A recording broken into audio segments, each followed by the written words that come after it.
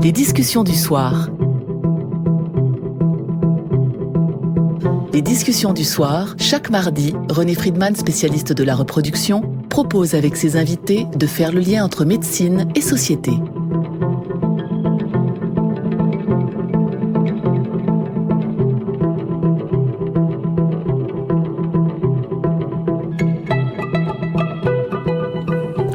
Les discussions du soir, une émission de René Friedman, en partenariat avec le quotidien du médecin. Ce soir, j'ai le plaisir de recevoir Florence Burga. Bonsoir. Bonsoir. Florence Burga, vous êtes philosophe, directrice de recherche à l'INRA et vous travaillez essentiellement sur le droit animal. Vous venez de sortir un énième livre, j'ai envie de dire, parce que vous en avez écrit quand même beaucoup, L'humanité carnivore, sur laquelle nous allons revenir. Et vous êtes co-rédactrice d'une revue semestrielle, Droit animalier. L'INRA, qui est donc l'Institut national de recherche agronomique, qui a beaucoup d'animaux dans ses tiroirs, si je puis dire, a senti le besoin d'avoir quelqu'un qui portait un regard un peu différent sur l'élevage, sur le monde animal, j'ai envie de dire. J'ai en effet été... l'INRA a mis au concours il y a maintenant assez longtemps, puisque je suis entrée à l'INRA en 2000. Effectivement, un poste en philosophie pour faire apparaître les problèmes éthiques liés à l'élevage et à l'élevage industriel, comme on dit, et à l'expérimentation animale, les biotechnologies. Mais depuis plusieurs années, je suis détachée dans un laboratoire de philosophie. Voilà, n'ayant plus d'environnement intellectuel à l'INRA, je suis détachée dans un laboratoire de l'ENS où on fait surtout de la phénoménologie, puisqu'en effet la question du droit est une partie importante de mes recherches, mais aussi l'approche phénoménologique de la vie animale, qui est un autre pan de mon travail et qui justifie donc mon attache dans ce laboratoire. Ainsi peut-être que la façon, le biais d'anthropologie philosophique par lequel je réfléchis donc dans ce dernier livre à la question de l'humanité carnivore. Est-ce que quelque chose a été déclencheur dans votre engagement dans cette direction? Parce que c'est pas évident bien qu'il y a un nombre de livres, d'ailleurs, assez important autour, j'ai envie de dire, oui. du problème du droit animal ou de notre comportement, nous, humains, vis-à-vis des animaux. Qu'est-ce qui a fait que vous êtes engagé dans cette direction? Alors, en effet, il y a eu un élément déclencheur, il y a une trentaine d'années maintenant. Ce sont des images d'abattage d'un bovin que j'ai vu dans un film qui ne portait pas du tout sur cette question. C'était une séquence. Et moi qui étais maintenant, je l'ai dit, donc je me permets de le répéter, très carnivore, donc mangeant beaucoup de viande, etc. Quand j'ai vu ces images de façon très très rapide, je me suis dit que je participais à cela.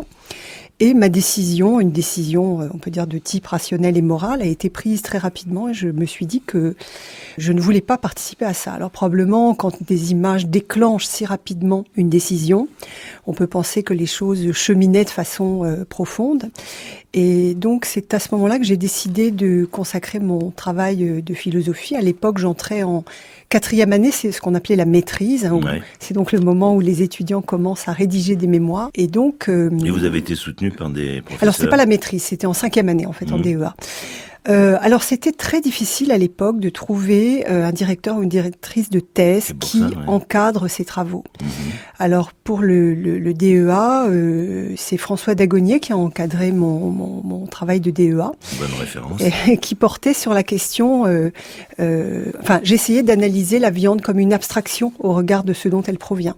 Alors personne n'avait rien écrit là-dessus à l'époque, et donc je me suis beaucoup appuyée au fond sur l'imagerie publicitaire et sur une espèce de description qui partait de ce qui était donné à la perception pour reconstruire en fait une généalogie qui est effacée. En revanche, pour la direction du doctorat, ça a été beaucoup plus difficile puisque il y a un professeur qui m'a laissé tomber. Je ne vais pas dire son nom, bien évidemment, sans me le dire. C'est-à-dire que à l'époque, les doctorants n'étaient pas rattachés comme aujourd'hui dans des laboratoires de recherche. Nous étions, en particulier lorsque nous travaillions sur des sujets qui sortaient des sentiers battus, dans un isolement absolu. Et c'est Jean-Claude Beaune, à l'université de Lyon 3, qui a accepté de diriger mon travail, et je lui en suis bien sûr très reconnaissante. Parmi les livres que vous avez publiés, il y a certains ont fait date, on va dire, plus que d'autres. Animal mon prochain, en 97.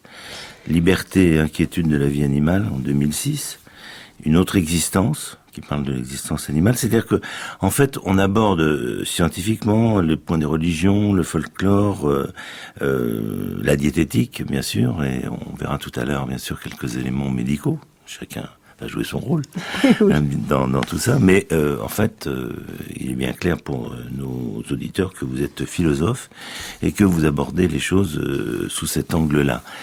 Peut-être pour clarifier d'emblée quelques définitions qui sont assez bien véhiculées. Végétarien, vegan society, végétalisme. Est-ce que vous pouvez nous planter le décor un petit peu de cette évolution de la société, puisque la société végane, par exemple, se créait en 1944, donc c'est relativement récent, Oui, dans l'humanité en tous les cas. Alors bien sûr, quand on parle de végétarisme, on doit immédiatement penser aux premiers philosophes grecs, parce que cette thématique du végétarisme, c'est d'abord le végétarisme antique, avec toute une réflexion très conceptuelle, élaborée, et qui n'a pas perdu son actualité, puisque je crois qu'il est important de souligner que bien avant ce qu'on appelle l'élevage industriel, des penseurs, des philosophes et bien d'autres dont on n'a pas gardé trace, se sont interrogés sur la légitimité de mettre à mort des animaux pour les manger, dans la mesure où on peut se nourrir d'autre chose. Donc cette question-là est très ancienne. Vous pensez à Plutarque ? Voilà, je pense à Plutarque, je pense à Porphyre. On peut dire que le petit traité de Plutarque, s'il est loisible de manger cher, est vraiment le texte fondateur. Du reste, Rousseau le cite extrêmement longuement dans son Émile ou de l'éducation. Donc c'est vraiment un texte, oui, le texte fondateur et qui va comme ça marquer la pensée. Montaigne retourne aussi avant Rousseau, donc retourne aux anciens, à l'Antiquité, dans sa très longue apologie de Raymond Sebon pour argumenter en faveur alors de ce qu'il n'appelle pas un droit des animaux, mais une bienveillance envers eux. Donc le végétarisme, c'est une prise de position philosophique, mais ça peut être aussi simplement un régime alimentaire, une diète, qui exclut de son panel la viande et le poisson, même si on parle de pesco-végétarien, c'est-à-dire de végétariens qui mangent du poisson. Alors là, bien sûr, le message n'est plus très clair parce qu'on se dit, bon, est-ce que c'est simplement un souci diététique, d'extraire de l'alimentation la viande qui serait jugée mauvaise pour la santé, ou l'Église qui a interdit, qui proscrivait la viande à certaines périodes, ou dans les communautés monastiques, n'avait aucun souci de protection des animaux. Elle combattait du reste l'hérésie végétarienne, mais estimait que la viande échauffait les esprits et pouvait pousser à la sensualité, à la débauche, etc. Bon. Mais le végétarisme entendu en un sens moral, évidemment, c'est tout à fait autre chose. Le végétalisme est plus complet du point de vue moral. Il consiste à refuser tous les produits animaux, c'est-à-dire aussi le lait et les œufs. Et tout ce qui est produit par l'animal, indépendamment de sa mise à mort. Voilà. C'est-à-dire que dans le système actuel, quand on se renseigne, on s'aperçoit assez rapidement que les petits des animaux, les veaux, les chevreaux, les agneaux, sont ce que la zootechnie appelle des sous-produits du lait. C'est-à-dire qu'on fait faire aux femelles des petits... Des gestations pour avoir le lait et on tue, indépendamment des animaux. On tue les petits. Voilà, donc tout ça fait un tout, et un régime végétarien éthique tend donc naturellement vers un végétalisme ou un véganisme. Alors le troisième terme sur lequel on s'arrêtait, qui s'étend encore un peu plus loin, c'est-à-dire au cuir, à la laine, et effectivement... À la fourrure, tout ce qui vient des animaux, ce qui appartient au monde animal. Donc c'est vraiment le projet de sortir de ce grand pan de notre économie qui est fondée sur l'utilisation, l'exploitation des... Mais alors même, peut-être un cran encore plus loin, ce qu'on appelle les antispécistes, qui eux voudraient interdire toutes les formes d'élevage et puis fermer les abattoirs, c'est bien ça ? Oui, alors le véganisme aussi, l'antispécisme, on peut dire, est un concept qui vient de la philosophie américaine contemporaine et qui est un peu devenu en effet le concept de ralliement, le mot d'ordre du groupe, je ne sais pas si on peut dire une communauté, mais enfin du groupe de pensée, du mouvement de pensée végane, puisqu'il s'agit ici de dénoncer d'une certaine manière une erreur de raisonnement qui consiste à tenir le simple fait d'appartenir à l'espèce humaine pour un critère nécessaire et suffisant qui donne à celle-ci tous les droits et dans le même temps enlève à toutes les autres espèces tous les droits. Alors il y a un concept plus ancien que personnellement j'utilise et qui serait celui d'anthropocentrisme, tout simplement. Centré sur l'homme. Alors on estime à peu près 2-3%, c'est un peu vague parce que je suppose qu'il n'y a pas en France, mais par contre dans des pays comme la Suisse c'est un peu plus élevé, on atteint 9% soi-disant. Oui, alors c'est difficile évidemment d'avoir des chiffres, mais surtout qu'il y a des variantes voilà. Dans ce qu'on vient de décliner d'ailleurs. C'est ça.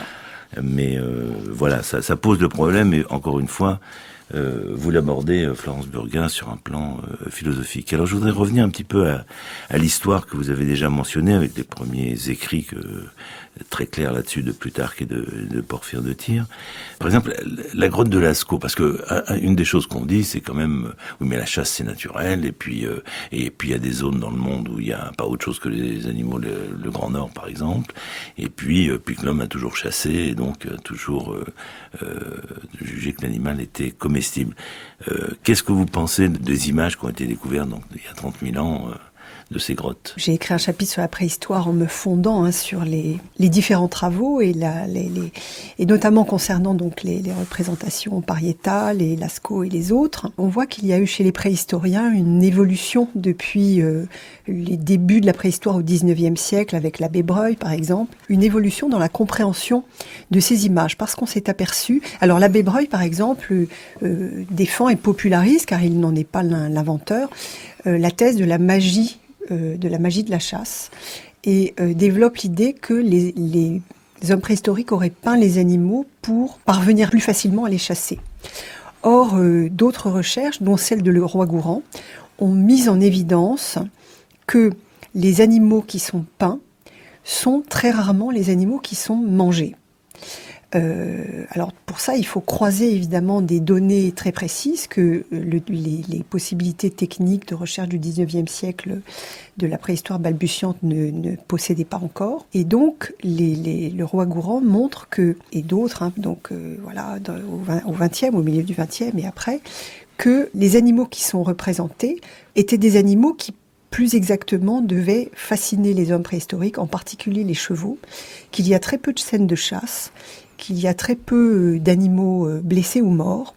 Et donc, on est beaucoup revenu de cette thèse de la magie de la chasse. Enfin, même elle est tombée en désuétude. Par ailleurs, le mythe de l'homme chasseur, qui avait été un peu rassemblé dans le livre Man the Hunter, qui a fait suite au colloque qui s'est tenu à Chicago en 1960, qui réunissait 75 anthropologues qui ne parlaient pas que de la préhistoire. Ça aussi, c'est tombé en désuétude en raison de techniques de recherche qui ont permis de montrer que, par exemple, quand il y avait un rassemblement très important d'os de mammifères, ça n'était pas forcément les hommes qui avaient ramené au campement énormément de grands animaux qu'ils auraient chassés eux-mêmes, mais que ce sont souvent des mammifères chasseurs, des hyènes en particulier, qui tuaient des animaux, et les hommes préhistoriques auraient beaucoup charogné, donc auraient piraté les proies des animaux. Étaient derrière les hyènes. Voilà, en particulier. Donc on est revenu d'une alimentation uniquement, purement carnée, de cet homme grand chasseur. Il ne l'a été que tardivement, quand il a eu aussi l'équipement cognitif lui permettant de l'être et de fabriquer des armes. Alors, quand on voyage un petit peu dans le monde, et vous avez voyagé par vos livres et par vos écrits, on voit des attitudes quand même très différentes. Par exemple, les chevaux sont très comestibles dans certains pays.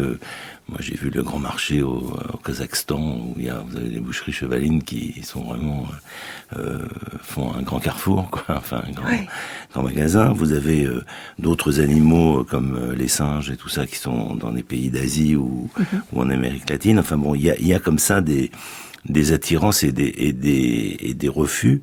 Je parle pas du thème général, de toute façon, de tuer des animaux pour les manger. On va y revenir, bien sûr.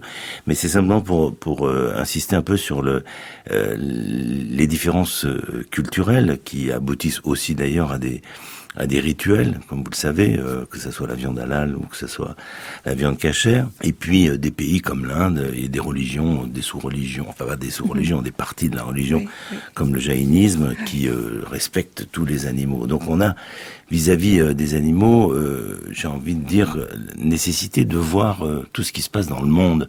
Parce que nous, on a une certaine culture, on va dire, existante, ou une pratique, mais c'est intéressant de voir quand même la différence jusqu'à l'anthropophagie. Oui, ce qui est très passionnant, c'est de voir en effet la diversité extrême des attitudes qu'on rencontre au fil de l'histoire de l'humanité.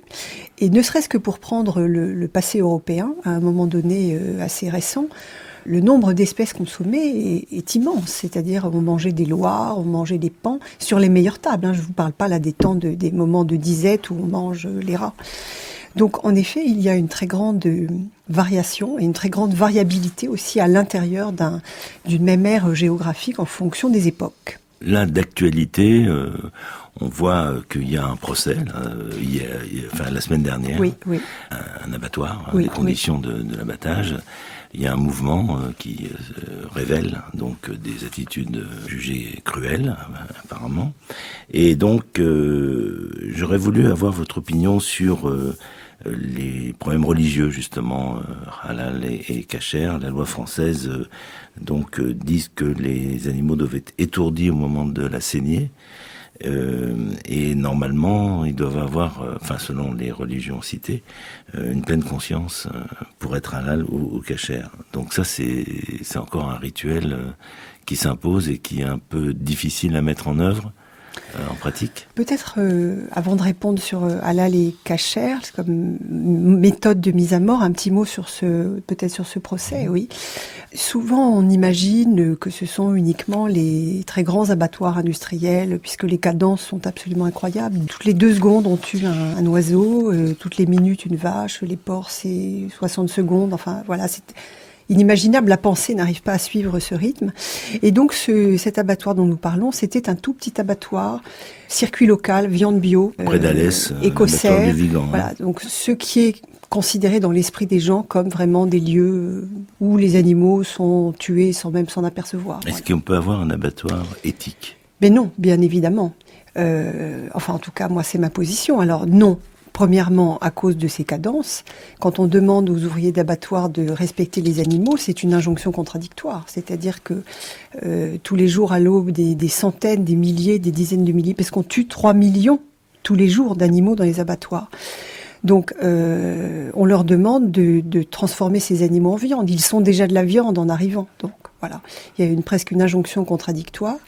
Et ces images ont révélé donc des infractions à la réglementation, puisqu'il y a en effet une réglementation. Et dans un tout petit abattoir, où donc on a vu que le jeune homme chargé de ce qu'on appelle le bien-être animal s'est livré à des actes sadiques, puisqu'il a ri, il s'est amusé c'est le procès qui est en cours, là. C'est le procès qui est en cours.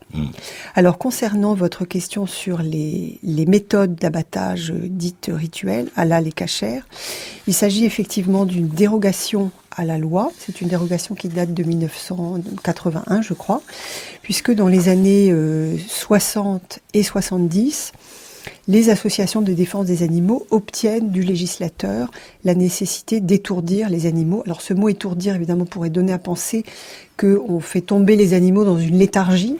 Or, il s'agit en fait d'un coup de pince électrique sur la tête. Et quand on lit d'un peu près les rapports, les enquêtes, il suffit qu'un animal ait un peu plus de laine sur la tête que l'autre pour ressentir le choc sans être étourdi. Que les oiseaux se rétractent au moment où leur bec doit plonger dans le bac d'eau électrifié. Et donc, dans un rapport de l'INRA, il est dit qu'un animal sur 5 arrive à la saignée éveillé, si vous voulez. Alors, l'abattage halal et kasher, en effet, a pour particularité de refuser l'étourdissement. Donc, je crois que quand on dit aux gens « vous êtes contre le halal et le kasher », il faut rectifier et dire « on est contre l'abattage sans étourdissement ». Certaines communautés religieuses acceptent certaines formes d'étourdissement. Enfin voilà, donc quand on parle de ces questions d'abattage, il n'y a pas un abattage blanc et un abattage noir, si je puis dire. Les animaux n'ont pas envie de mourir, ils arrivent dans ces lieux, ce sont des herbivores qui sentent le sang, qui entendent le cri des animaux, et quand ils sont pris dans le piège, ils essaient évidemment d'en sortir. Et y compris dans le film de Franju, où il n'y a pas de piège et où ils sont abattus à la masse. Voilà, donc c'est difficile de penser cette question sans avoir une position assez radicale pour être cohérente. C'est-à-dire que effectivement, on voit qu'il y a des pays comme la Suisse, le Danemark, la Norvège, qui ont interdit, je crois, l'abattage sans étourdissement. Oui. Et puis il y en a d'autres comme la Jordanie et la Malaisie, donc les pays musulmans, qui autorisent un étourdissement, mais uniquement s'il est réversible. Voilà, là on est dans des franges un peu difficiles à réaliser sans doute. Oui. En dehors de cette révélation, pour beaucoup de gens, des conditions de l'abattage industriel, qui est le fond de votre thématique, la question qui se pose peut-être d'un autre abord, qui est: est-ce que c'est bon pour la santé ? Pour l'homme, et c'est le médecin qui intervient. Bien sûr. Est-ce que c'est bon ou mauvais de manger de la viande, en tous les cas, dans quelles conditions? Alors c'est vrai qu'il y a à peu près de 90 kilos de viande qui sont mangés par an par personne, en moyenne, et que récemment, l'année dernière, je crois, où il y avait un rapport au niveau de l'OMS qui mettait en garde contre la viande rouge, en particulier, sur les conséquences cancérigènes ou les maladies cardiaques, ou sur le cancer du côlon, ce qui a créé un certain émoi. Ce d'autant que, bien sûr, que dans tout ça, il y a aussi une industrie, il y a aussi des gens qui vivent de ça, qui survivent grâce à cette pratique, même si on peut revenir sur des conditions ou sur son fondement pour certains. Mais la question était de savoir, sur le plan médical, et il y a eu quand même pas mal d'interventions pour modérer la consommation, la quantité de consommation de viande elle-même, surtout de viande rouge. Donc le but n'était pas, ça s'est terminé en disant que c'est pas une interdiction, mais c'est une correction, peut-être de cet engouement parfois outrancier. Il me semble que ce qu'on peut dire, c'est que, on le disait tout à l'heure, l'humanité a expérimenté toutes sortes de régimes, y compris le régime végétarien, bien évidemment, mais que peut-être l'hyperconsommation carnée, nous n'avons pas beaucoup de recul. Enfin, nous avons le recul de quelques décennies, des années, en tout cas pour le monde industriel, 1960. C'est à ce moment-là vraiment que la consommation de viande va croître de façon inouïe. Donc, quand les gens s'inquiètent d'un régime végétarien, c'est assez curieux, parce qu'il y a des millions de végétariens dans le monde depuis très longtemps. Oui, c'est vrai qu'il y a quelques suppléments qui peuvent être donnés, qui doivent être donnés. Je veux dire, en particulier la vitamine 12, qu'on trouve pas sinon. Voilà. Donc, il y a des attentions à faire. Oui, bien sûr. Et ce qui fait que, effectivement, les gens qui suivent un régime végétarien ou végétalien, surtout, sont très attentifs à tout ce qu'ils mangent, parce qu'il peut y avoir quelques manques qui peuvent être compensés facilement. Et on a des gens, des grands sportifs qui suivent ce régime. Mais on voit bien qu'il y a deux types d'approches, enfin au moins. Il y en a même plusieurs. Celle qui est sur la santé, enfin guidée par des problèmes de santé, d'autres qui sont guidées par le souci du monde animal, qui est surtout votre thématique. On va prendre un petit moment de distance avec l'Égyptienne de Jean-Philippe Rameau, que vous avez choisi et joué par Alexandre Tarot.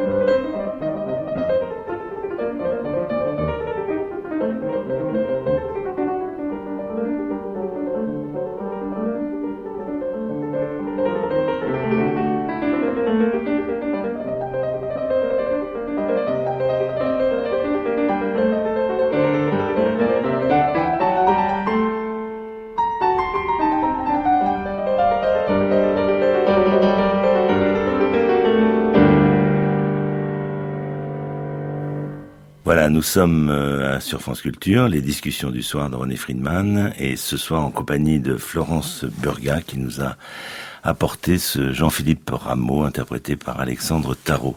Nous parlons de la condition animale et nous avons vu donc un peu l'histoire, la définition des mouvements, des choix qui se posent contre l'exploitation et la souffrance animale, et aussi la décision personnelle ou pas d'ailleurs de ne plus manger cette viande parce qu'il y a derrière meurtre, n'est-ce pas? Je résume un peu.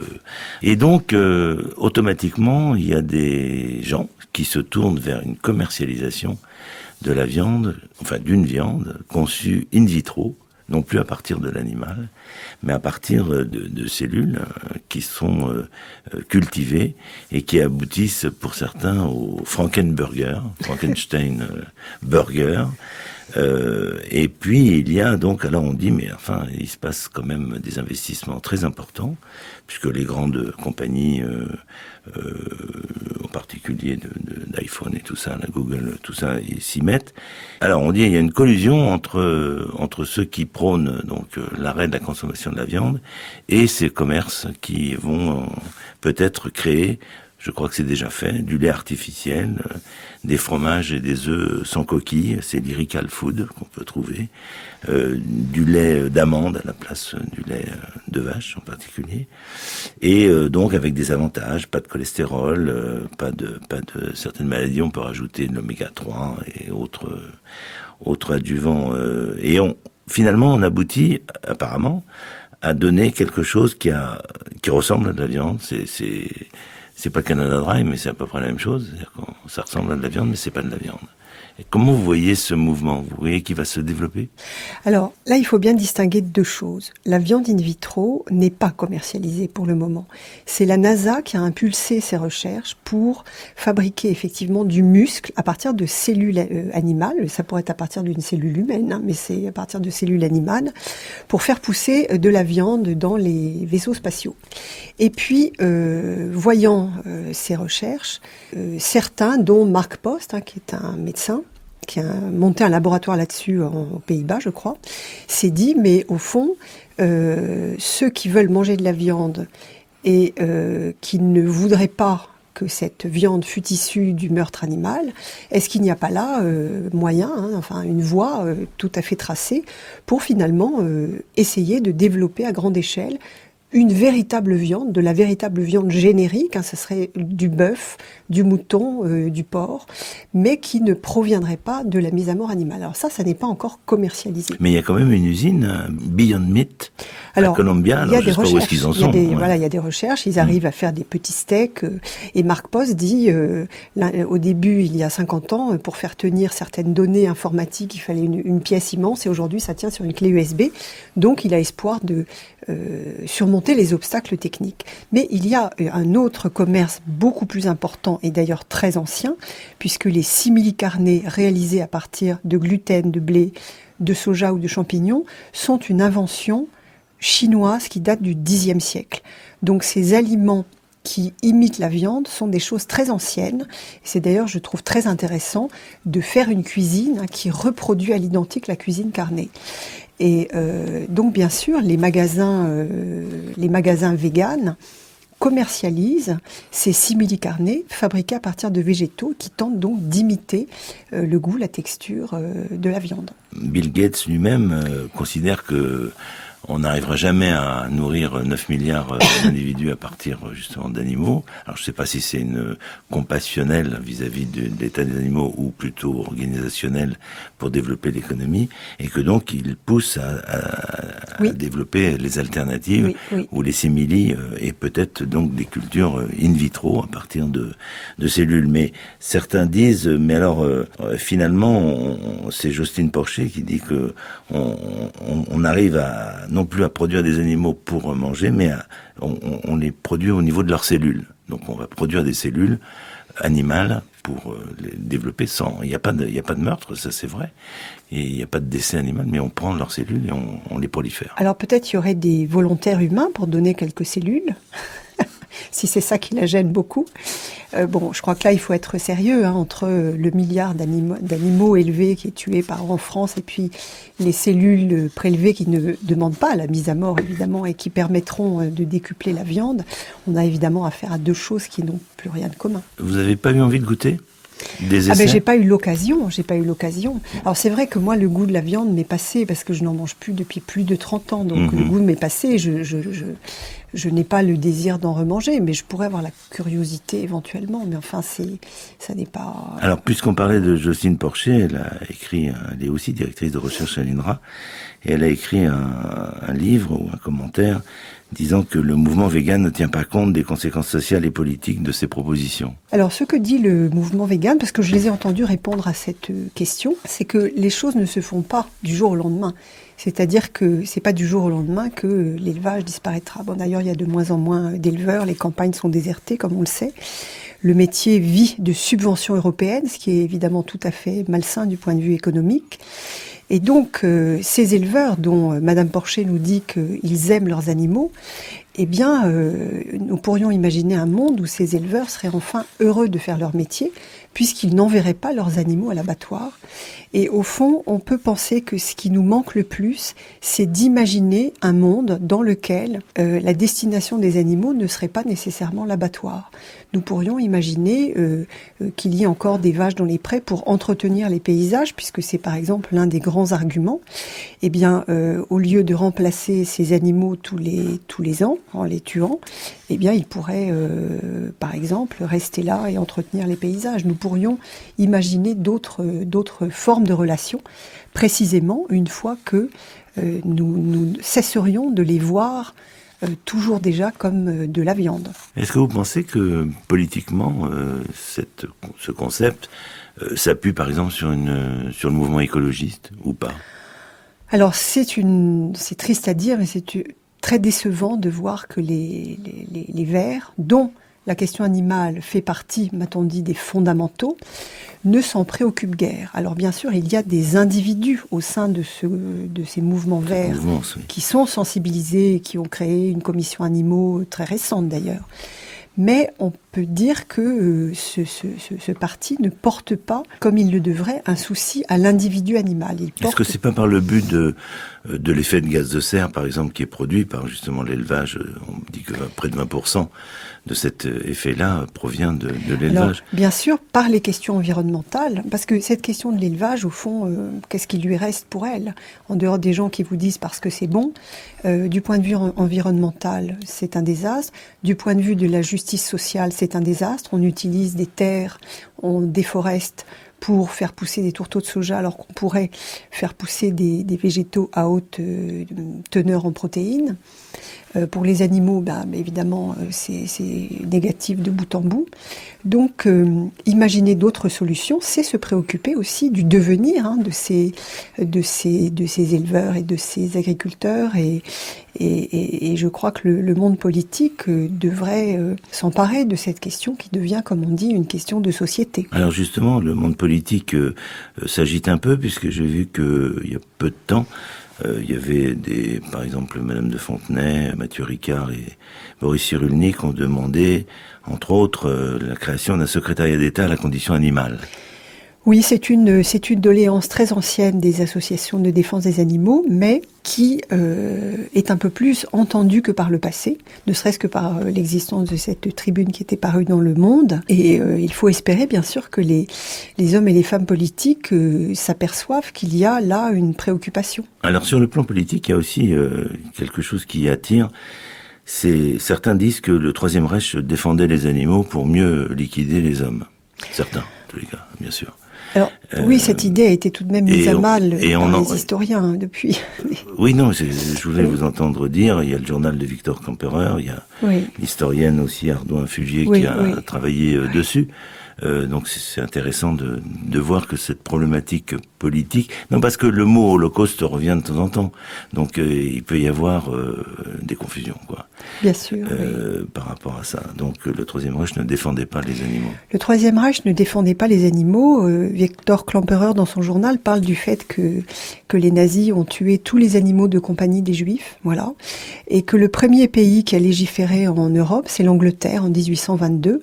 Et que la loi de protection des animaux qui est signée par Hitler ne fait que reprendre des dispositions précédentes et se borne à, comme les dispositions précédentes du reste, à éviter les souffrances inutiles. Et on en est toujours là dans toutes nos législations, y compris en Inde d'ailleurs. Alors justement, l'Inde qui se trouve être quand même un des premiers producteurs exportateurs. Premier exportateur mondial de viande bovine en 2012 et de viande de buffle en 2013. Bon, alors, voilà. Contradiction.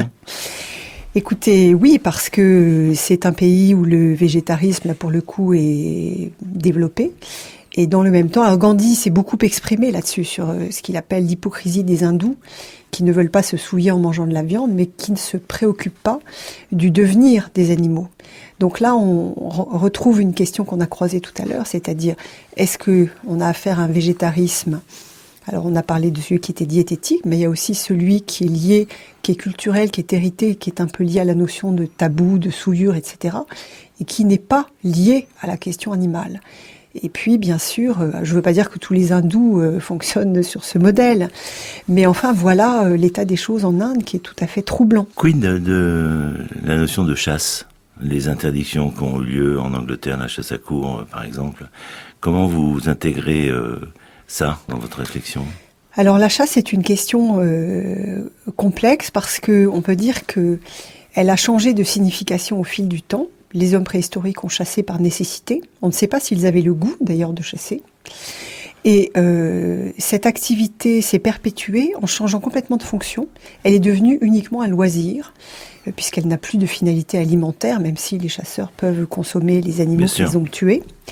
Et c'est très drôle de voir aussi l'enjeu que représentent les chasses présidentielles, qui ont été supprimées par je ne sais plus quel président, peut-être Chirac. Et aujourd'hui, certains candidats veulent les faire renaître. Et ça me fait réfléchir évidemment à la symbolique qui s'attache à la fonction de président qui ouvre son mandat par un massacre d'animaux sauvages. Et évidemment, tout ça, ça donne à réfléchir à un secte... Enfin, sauvages, les biches, c'est pas... Enfin, sauvages, en tout cas, qui ne sont pas détenus. Et alors, la corrida, alors, les anti-corridas, vous pensez que ça a un lien avec ce mouvement de réflexion sur le meurtre des animaux? Alors bien sûr, le mouvement de défense des animaux est contre la corrida. Autant tous les défenseurs des animaux ne sont pas végétariens, autant je crois qu'on n'en rencontre pas qui seraient favorables à la corrida, qui est un spectacle qui attire beaucoup les intellectuels, étrangement. Voilà, il y a beaucoup de... Dont moi. Ben voilà, c'est dit, je ne savais pas. Oui, non, mais ça ne vous empêche pas de vous exprimer. Hein. Oui, voilà, pour moi c'est étonnant de voir que c'est quelque chose qui attire en particulier les intellectuels. Enfin, pas uniquement quand même, hein, parce que quand on va... Non, pas uniquement, bien sûr, c'est peut-être parce que c'est le milieu que je connais. Non, parce que voilà, tout le monde a vu Picasso et ses dessins sur la corrida et les écrits de certains, Hemingway en particulier. Enfin bon, voilà. Oui, c'est ce que j'appelle en gros les intellectuels. Voilà, c'est ça. Non, mais ce que je veux dire, c'est que la corrida, on n'est pas dans le même rapport de l'abattage industriel, qui est quand même non, bien sûr, c'est pas... votre fer de lance, si je puis me permettre. Disons que parce que c'est là où le nombre d'animaux est le plus important. Si vous voulez, je crois qu'on tue 7000 taureaux par an en France. Chaque mort, évidemment, chaque mise à mort a son existence pleine, et puis 1 milliard d'animaux pour la boucherie. En fait, vous montrez plein de choses dans vos livres, Florence Burgin, mais vous insistez beaucoup justement sur cette notion de souffrance de l'animal, et on a envie de dire, est-ce que les animaux sont des femmes comme les autres? Enfin, tout ça pour dire que de l'esclavage, les femmes, les animaux, enfin voilà, est-ce qu'on libère, des catégories qui progressivement au fil de l'humanité? Oui, mais je pense qu'il y a quelque chose comme ça, effectivement, et là moi je suis très rousseauiste, c'est-à-dire que Rousseau très clairement pose que dans la préface au deuxième discours, que c'est la notion de sensibilité qui est au fondement des droits. Alors il est un défenseur des thèses du droit naturel, et c'est vrai que je m'inscris avec assez d'adhésion dans dans cette réflexion sur le droit naturel, et Lévi-Strauss aussi reprend, quand il argumente, il est très rousseauiste, et il dit que ce que nous avons en commun, c'est la sensibilité, et que dès lors qu'on reconnaîtra que c'est le fondement des droits, alors là on met aussi tous les humains à l'abri. Ce ne sont pas nos facultés cognitives, certes particulièrement développées, singulières dans le monde animal entendu au sens large. Et donc en effet, si on s'en tient à cette ligne, il y a un mouvement d'extension des droits. Et c'est vrai que mon travail en philosophie du droit va dans ce sens. Dans ce sens. Ouais. Dans la ligne de Rousseau. Comme de toute façon, c'est pas du jour au lendemain que les choses s'arrêteront brutalement, est-ce que vous pensez, et pour terminer, Florence Burgat, qu'il y a une façon éthique d'aborder cette situation du monde carnivore, c'est-à-dire bien sûr se poser la question pourquoi mangeons-nous des animaux, ça c'est vos interventions permettent au moins de se poser la question, et ensuite dans la pratique qui pourrait être faite pour éviter comme d'habitude dans tout ce qu'on fait des excès, est-ce qu'il y aura une façon éthique quoi? Alors je récuserais le terme éthique, parce que je crois qu'avec éthique, on descend vraiment dans les questions de fond, mais je parlerais plutôt de règles déontologiques.